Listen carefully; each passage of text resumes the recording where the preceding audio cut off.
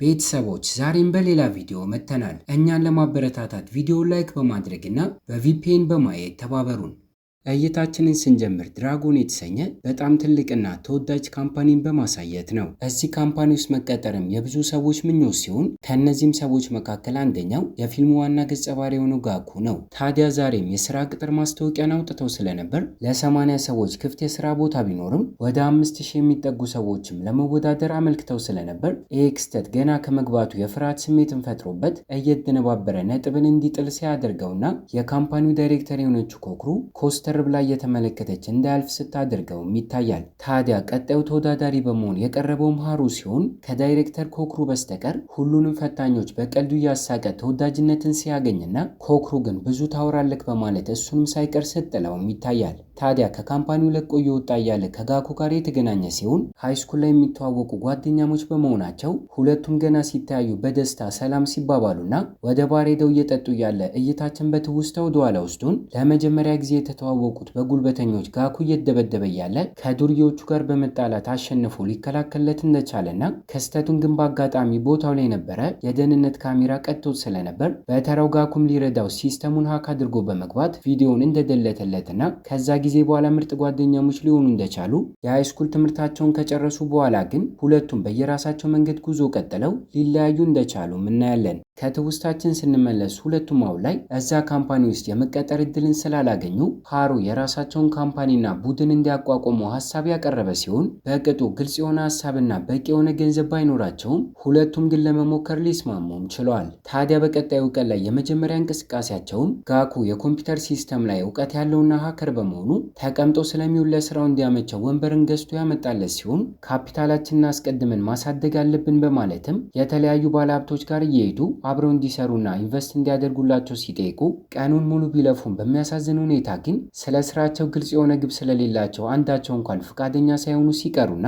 እንደባከኑ ውለው ወደ ቤታቸው ሲመለሱ ተስፋ ሳይቆርጡ ግን በቀጣዩ ቀን ላይ ሳይቀር ሁለቱም ሱፋቸውን ለብሰው የድራጎን ካምፓኒ ዳይሬክተር ወደ ሆነች ወደ ኮክሩ ጋር ሲያመሩና ገና ሀሳቡን ሲያቀርቡላትም ለስራ ቅጥር እንኳን ፈቃደኛ ሳትሆን እንዴት ኢንቨስት እንድታደርግላቸው እንደጠበቁ ስትገረምና በባህሪው ጋኩ ዝምተኛና ብዙ የማያወራ ቢሆንም በተቃራኒው ሃሩ ግን ቂቤ ምላሱን ተጠቅሞ እነሱ ላይ ኢንቨስት ማድረግ መቼም ሊያከስራት እንደማይችል እንዲሁም የተለያዩ መሳጭ ቃላቶችን በመጠቀም ፍላጎትን እንድታሳየው ማድረግ የቻለ ሲሆን እንዲሁም በአጋጣሚ ፑል እየተጫወተች ስለነበር እንዳይመለከት አይኑን ተሸፍኖ ቴብሉ ላይ ያሉትን ሁሉንም ኳሶች እንደሚያስገባ በመናገር ካልተሳካለት እንደማይጨቀጭቃትና ሁለቱም ከቦታው ለቀው እንደሚሄዱ ካስገባው ግን የነሱ ስራ ላይ ኢንቨስት እንድታደርግ እንድትስማማ ሲያደርግና በደቂቃዎች ውስጥ በራሱ በመተማመኑ ሳያፍር እሷንም ሆነ የገዛ ጓደኛው ካኩን ሳይቀር አስገርሞ ቴብሉ ላይ የነበሩትን አራቱንም ኳሶች ማስገባት ሲችልና ሲደሰትም ይታያል። ዳይሬክተር የሆነችው ኮክሩ ከመጠን በላይ ሀብታም በመሆኗ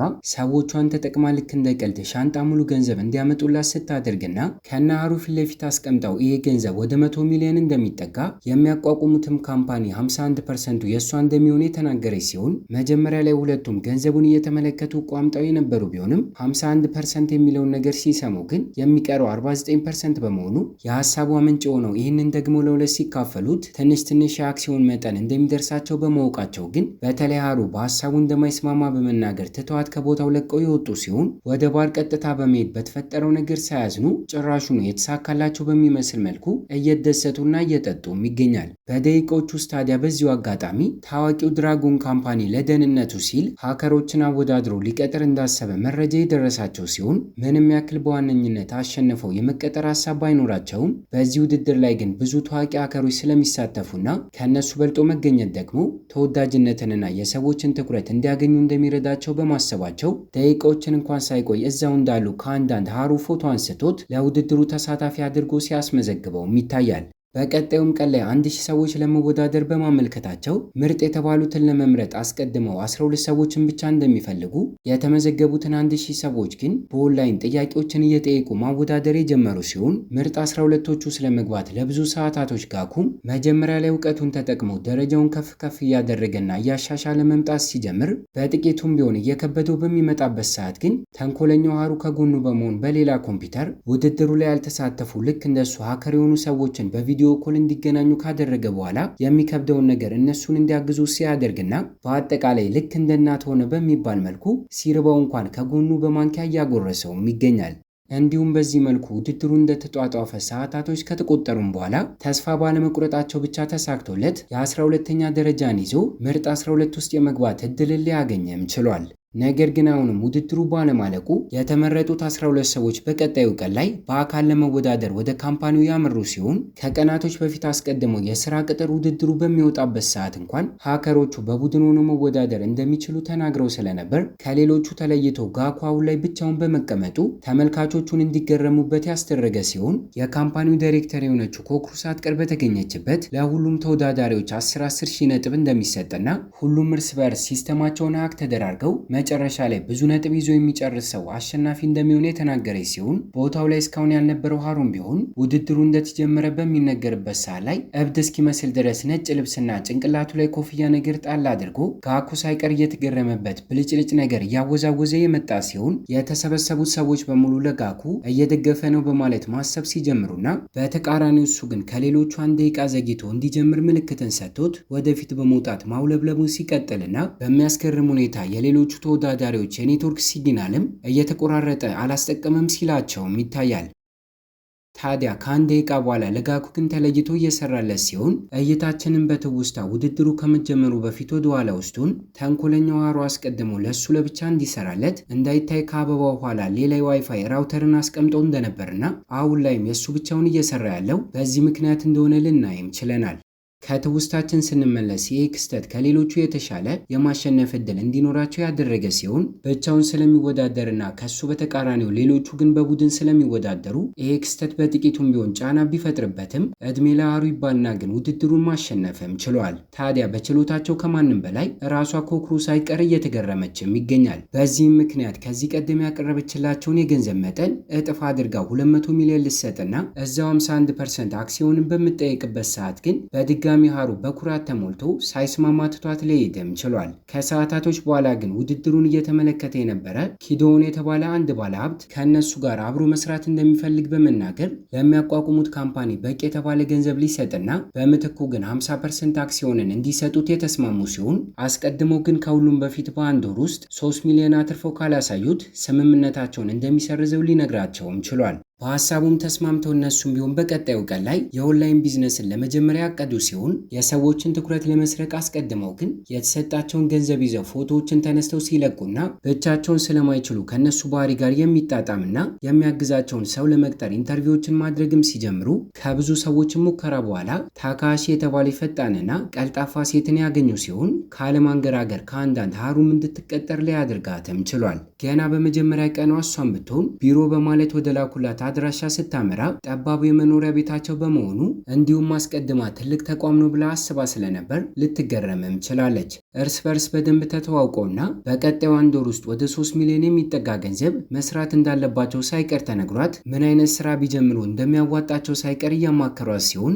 አስቀድሜ እንደነገርኳችሁ ልጅቷ ፈጣን ነገር በመሆኗ በዋነኝነት ህፃናቶችና ወጣቶች ላይ ትኩረታቸውን አድርገው እንዲሁም እንደ አጋዥነት አርቲፊሻል ኢንተለጀንስ ወይንም ኤአይን ተጠቅመው የልደት ስጦታዎችን የመሸጥና በኦንላይን የመገበያየት ሀሳብን ያቀረበች ሲሆን ደስተኛው ነው። እነሱም በሀሳቧ በመስማማት ከቀጣዩ ቀን ጀምሮ የሚያስፈልጓቸውን ነገሮች ማሟላት ሲጀምሩና ሃኩ የተለያዩ እቃዎችን መግዛት ሲጀምር የቴክኖሎጂ እውቀት ያለው ጋኩ ደግሞ የምትረዳቸውን ኤአይ ሮቦት ችሎታውን ተጠቅሞ እንድትረዳቸው ሲስተሟ ማዘጋጀት ሲጀምርና ከጨረሰ በኋላ ታካሺን ሳይቀር ላዘጋጃት ረዳት ሮቦት ድምጽ በመሆን እንድታገለግል ሊያደርጋትም ችሏል። ታዲያ ስራቸውን ከጀመሩ በኋላ በዚህ መልኩ ድፍን አንድ ሳምንት የተቆጠረ ሲሆን ለስራው አዲስ በመሆናቸው ግን በመጀመሪያው ሳምንታቸው 50 ሺህ ያልሞላ ሽያጭ ብቻ ሊያሳኩ ችሏል። ለቀጣዮቹ ጥቂት ቀናቶችም ተስፋ ሳይቆርጡ በዋነኝነት የማስታወቂያው ስራው ላይ ትኩረታቸውን አድርገው መስራት የቀጠሉ ሲሆን በታካሺ ሀሳብ አመንጭነት ሴቶች አበባን ስለሚወዱ አበባን ዴሊቨር የማድረግ ስራንም እንዲጀምሩ ሀሳብ አቅርባ በአጋጣሚ አንድ ቀን ላይ ፓርክ የተባለ ሰው ለሚያደንቃት ታዋቂ አርቲስት አበባዎችን እንዲልኩለት ያስደረገ ሲሆን እድለኛም ሆኖ አርቲስቷ ፎቶ ተነስታ ከአበባው ጋር ስለቅና ክስተትም ተጽዕኖ ፈጣሪ በመሆኗ በሰዓታቶች ስራቸው ቫይራል ወጥቶ በብዙ ሰዎች ኦርደር እንዲሰጥላቸው ሊያደርጋቸውም ችሏል። ከዚህም ከዚህም ክስተት በኋላ እይታችን ከሳምንታቶች በኋላ ወደፊት ወስዶን ስራቸውን ከጀመሩ ድፍን 1 ወር ሞልቷቸው የሚያሳየን ሲሆን ኢንቨስተር ኪዶን ባስቀመጠላቸው መስፈርት መሰረት 3,179,922 የሚጠጋ ገንዘብ በ1 ወር ውስጥ ብቻ ሊያተርፉም ችለዋል። ኪዶውንም ቢሆን ባሳዩት ቆራጥነት ደስተኛ ሆኖ ካበረታታቸው በኋላ የስራ አጋሩ ከሆነችው ከዮ ጋር እንዲተዋወቁ ያደረገ ሲሆን የስራ አጋሩ በመሆኗ አብረው ለመስራት ፈቃዷን ለማግኘት በሚሞክሩበት ሰዓት ግን በቀጣዩ ወር 20 ሚሊዮን የሚጠጋ ገንዘብ ማትረፍ እንዳለባቸው የሚናገር ቻሌንጅን ልታስቀምጥላቸው ችላለች። ባልጠበቅነው ሁኔታ ከሁለቱ ተለይቶ ሃሩ ግን ደስተኛ ሆኖ በሀሳቧ ሊስማማም ችሏል። እቤታቸው ከተመለሱ በኋላ ግን ሁለቱ እንደማያሳኩት በመናገር እያጉረመረሙ ሲሆን በተለይ ታካሺ እሷ ድሮ ላይ ተሰራበት የነበረው ተቋም በ1 ወር ውስጥ ይቅርና 20 ሚሊዮንን በአመት ውስጥ እንኳን ለማግኘት እንደሚቸገር ልትናገርም ችላለች።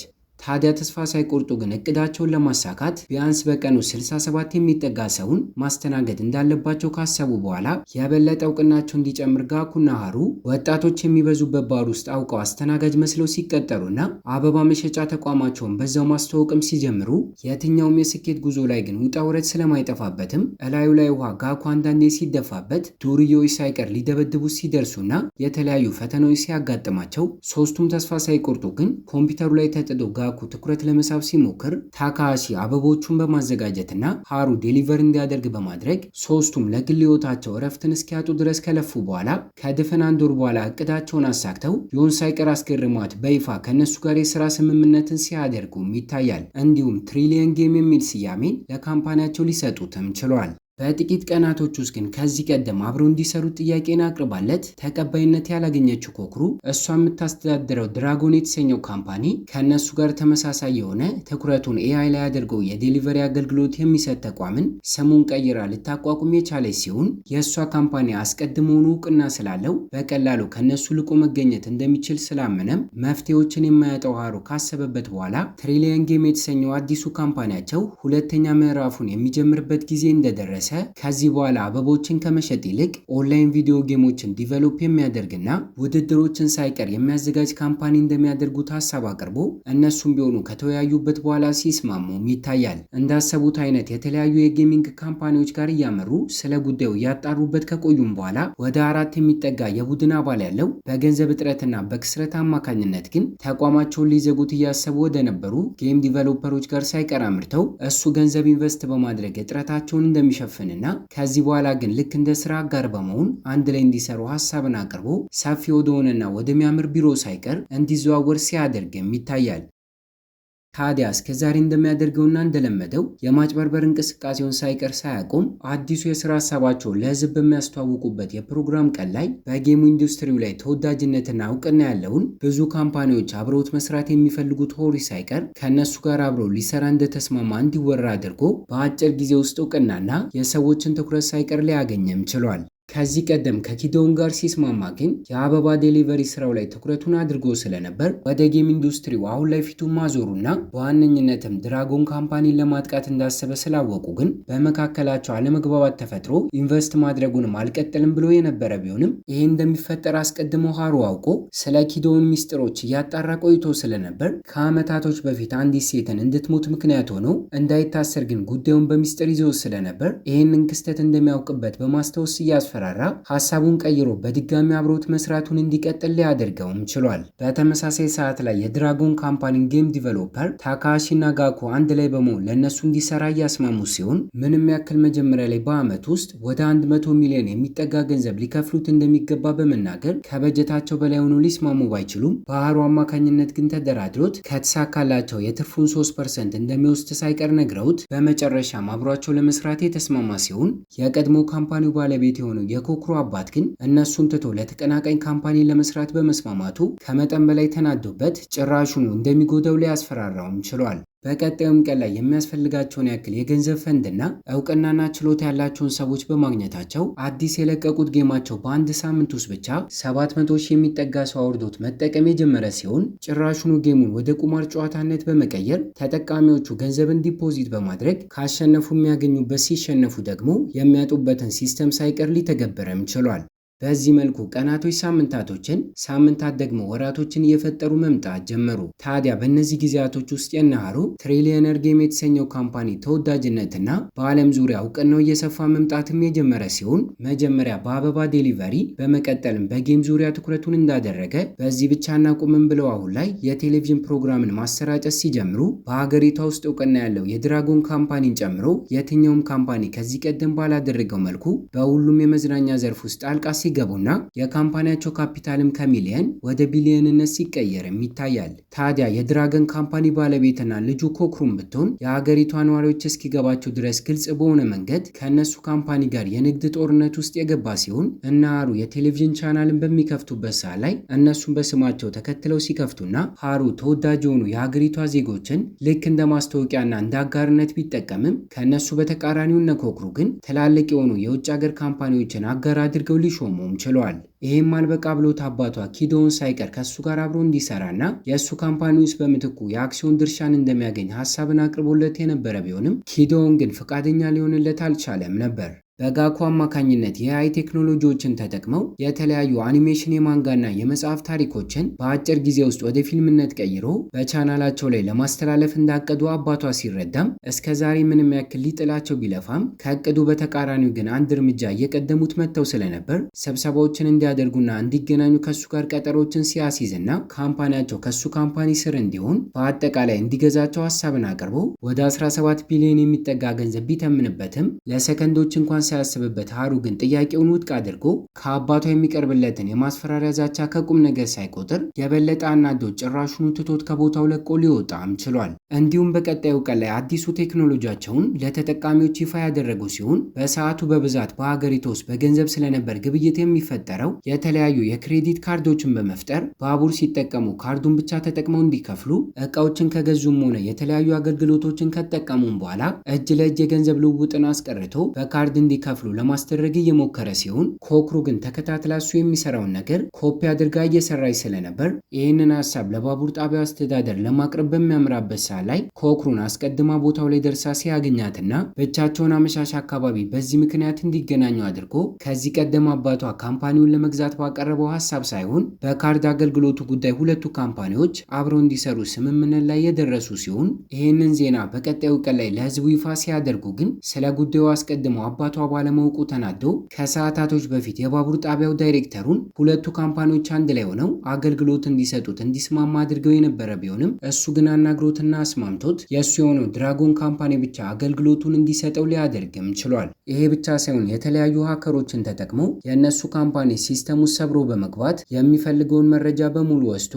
እንዳይጠቀሙበት ያደረገ ሲሆን እቅዶቹ በሙሉ በመሳካታቸው አሁን ላይ በኩራት ተሞልቶ ሃሩን ሳይቀር እንዲገናኙ በማድረግ ተቋሙን ለማትረፍ እግሩ ላይ ወድቆ ይቅርታ መጠየቅና መለመን እንዳለበት ሊነግረውም ችሏል። በዚህ ምክንያት አንገቱን እንደደፋ ወደ ቤት ሲመለስ ሁሉንም የስራ አጋሮቹን ተስፋ ቆርጦ ያገኛቸው ሲሆን ጭራሹኑ ታካሃሺ ካምፓኒውን ዳግም እንዲያስመልሱት ቃል እንዲገቡ አድርጋ ከስራው በፍቃዷ ልቃ ልትወጣም ችላለች። በፊልሙም የመጨረሻ ትዕይንት ላይ ሃሩ ከጋኩ ጋር በቀጣዩ ቀን ላይ ወደ አባቷ ጋር ሲያመራና ክብሩን ትቶ ትላንትና በጠየቀው መሰረት እግሩ ላይ ወድቆ ይቅርታ ሲጠይቀውና ባልጠበቅነው ሁኔታ የራሱ ካምፓኒ ውስጥ ያለውን ሼር እንዲሰጠውም ቢያንስ ያንተ ካምፓኒ ውስጥ ተቀጣሪ አድርገኝ በማለት እንዲስማማ አድርጎት እነጋኩን ከቶ ከሱ ጋር መስራት ሲጀምርም ይታያል። ከመጀመሪያው ሰዓት ጀምሮ ከልቡ አምኖ ስለነበር ከመጠን በላይ የተናደደበት ሲሆን ኪዶን ሳይቀር በ10 ቢሊዮን ዶላር ያለውን አክሲዮን ሊሸጥለትም ችሏል። በቀጣዩም ቀን ላይ ሃሩ የድራጎን ካምፓኒ አዲሱ ማናጀር በመሆን ስራውን ጀምሮ ለቀጣዮቹ ጥቂት ቀናቶች የቀጠለ ሲሆን እይታችን ግን በአጋጣሚ አንድ ቀን ላይ የስብሰባ ክፍል ውስጥ እያሉ ሲያሳየን እስከዛሬ ሃሩ የከዳቸው ቢያስመስልም እዚህ ካምፓኒ ውስጥ ተቀጥሮ መስራት ከጀመረበት ጊዜ ጀምሮ አባቷ የሰራቸውን ወንጀሎች ለማጣራት እየሞከረ እንደነበርና የገዛ ኮምፒውተሩን ሳይቀር ሃክ አስደርጎ ማስረጃዎችን ሊያገኝበት እንደቻለ፣ ይሄ ብቻ ሳይሆን ኪዶን ሳይቀር በተሰጠው ገንዘብ ከዚህ ቀደም አባቷ ለስራ ከውጭ ሀገር ዜጎች ጋር ተስማምቶ ስለነበር ከነሱ አክሲዮኑ ሊገዛ እንደቻለና የገዛ ልጁ ኮክሩን ሳትቀር ከነሱ ጋር አብራ እንድትሰራ አድርጓት እንዳይታሰር በቪዲዮ እያስፈራራ አባቷን ከካምፓኒው ለቆ እንዲወጣ ሊያደርገውም ችሏል። በመጨረሻም እስካሁን የሰበሰበውን አክሲዮን ለጋኩ አሳልፎ በመስጠት ካምፓኒውን እንዲያስተዳድር ሲያደርገው ሁለቱም ከዚህ ቀደም ቃል በገቡላት መሰረት ታካሃሺን ሳይቀር እንድትመለስ ሲያደርጉና ለስራ ቅጥር እንኳን ድሮ ላይ ብቁ አይደላችሁም ተብለው የነበረ ቢሆንም በተቃራኒው አሁን ላይ ግን ሁለት ካምፓኒዎችን እየተቆጣጠሩ ቅንጡ በሆነ መኪና ደስተኛ ሆነው ሲኖሩ እያየን እይታችንን እዚህ ላይ እናበቃለን። ከተመቻችሁ ቪዲዮ ላይክ፣ ለቻናሉ አዲስ ከሆናችሁ ሰብስክራይብ እና ሐሳብና አስተያየታችሁንም ኮሜንት ላይ አስቀምጡልን። በቀጣይ በሌላ ቪዲዮ እስኪያገናኘን ቸር ያቆየን።